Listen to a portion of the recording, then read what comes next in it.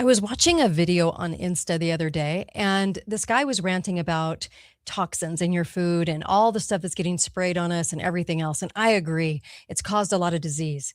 Here's the one missing piece that most people don't know, though. And this is something I've studied relentlessly over the last 15, 16 years. So back in the 1950s, we were doing pretty good. And we had clean water, which is a bad water is a big sign for disease. Okay. We have clean water. We had clean water in the 1950s and everything was going pretty okay.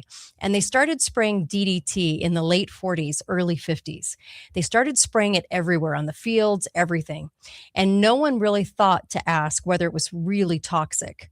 So what happened is all these symptoms started occurring and they started calling it polio.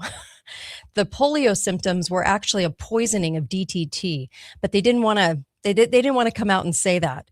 And so they started what we now know as the vaccine program. Well, the vaccine program then became mandatory for school age kids, right? And everybody had to go take their shots. And when you look up the images, it's like always the kids are smiling after getting their shots, and everyone was told they had to have all these shots. And back in the 1970s, when I was a kid, in fact, we only had like 7 or 8 shots, and now it's up over 90. Okay. So one little kid gets 90 shots in their lifetime. Well, the one major thing that happened after this was about 15 years after they introduced polio to solve the polio problem, but really they just stopped spraying DDT.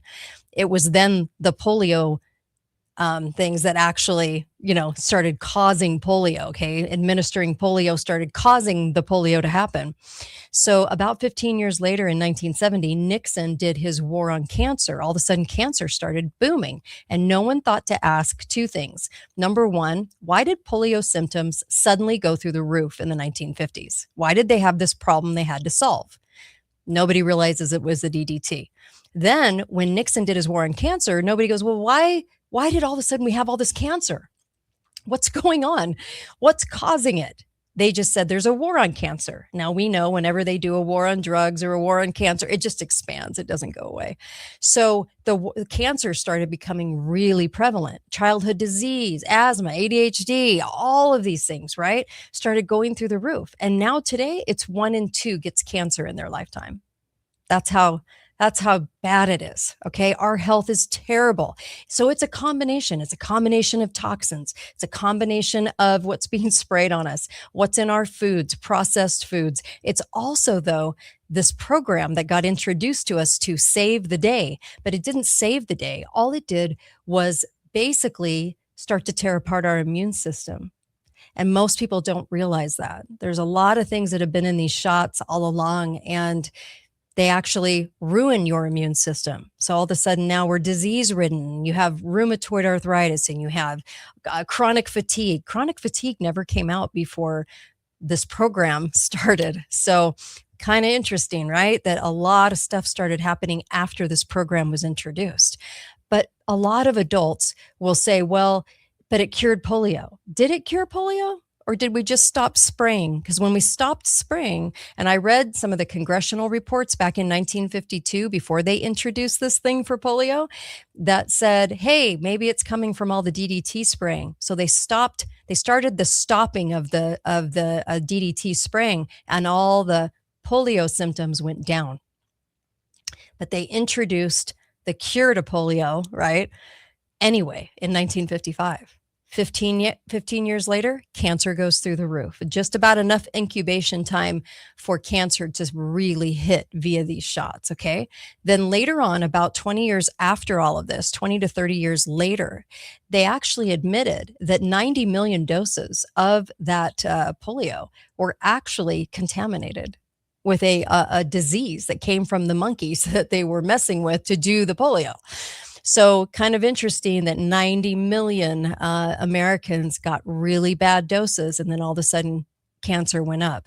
So basically that program was to develop pharma patients and make you into a person that would need pharma. And then what were the doctors trained in after the 1940s? They were trained in how to write a script for pharma. Pharma is always the answer. It's never health. It's just always more pharma. So pharma did what pharma set out to do.